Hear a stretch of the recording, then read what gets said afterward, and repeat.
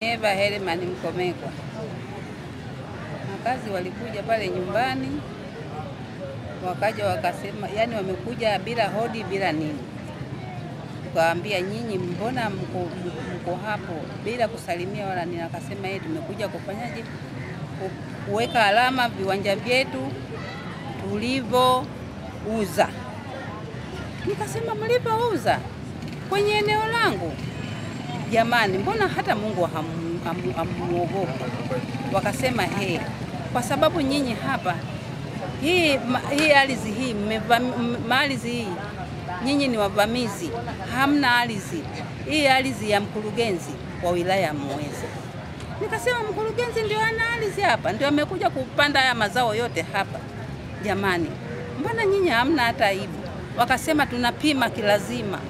Mwanangu akaenda pale akasema ondokeni, akaanza kuwafukuza, hawataki. Wakatokea mabouncer. Hayo ni majitu manene. Yakamkaba mwanangu, mmoja akamkaba kwenye shingo, mmoja kiwiliwili, huyo mwingine alikuwa akashika panga. Sasa mimi nagombea mwanangu anauliwa na shamba langu, masikini ya Mungu. Tuko wawili, mimi na mwanangu wa kike. Ndio kwenda kukamata kwenye makali. Nikawa nagombea mwanangu asiuliwe. Hapo sasa alipovuta yule huyo bouncer alipovuta ile panga ndio ikanikata. Damu zikawa zinatoka. Walipotoka hapo nikawaambia mmeona mliponikata kwa ajili ya ardhi zangu. Mwenyezi Mungu atawalani. Wameangusha mimea yangu, minazi ya kuzaa, miembe ya kuzaa, mikorosho ya kuzaa. Wakakaa pembeni. Wakanong'ona hapo. Waliponong'ona hapo wakachukua gari lao, wakaingia ndani ya gari hao, wakaenda zao. Mungu Tadeusi Andrew Materu ni mkazi, anafanya shughuli zangu Kilapula, Bagamoyo kwa miaka tangu mwaka 2019. Na shamba pale, na hilo shamba ndio lina tegemeo langu, ndio sahafu yangu yote nimeifungia kwenye lile shamba.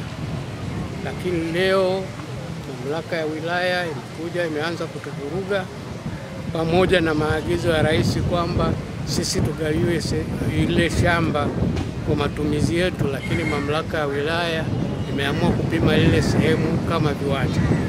Sasa kitu ambacho tumetuleta huku kwa ajili ya malalamiko ni kuhusu ni nani amebadilisha yale maelekezo ya rais na kwa sheria ipi.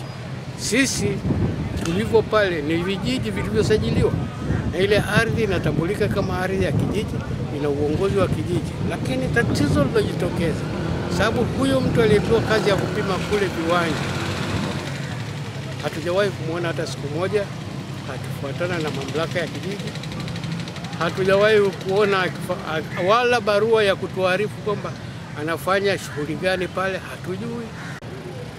Uwepo wa hati za kimila na hati hizi za serikali, labda niseme tu kwamba hati za kimila zinatolewa maeneo ya vijijini na hizi hati zingine zinatolewa maeneo ya mjini. Katika matumizi na unafuu wa matumizi ya hizi hati hizi zote zipo sawa. Mwananchi wa kijijini anaweza kutumia hati ya kimila kupata mkopo benki au kuweka mahali popote. Kwa hiyo hakuna tofauti. Cha msingi ni kwamba hii iko vijijini na hii iko mjini.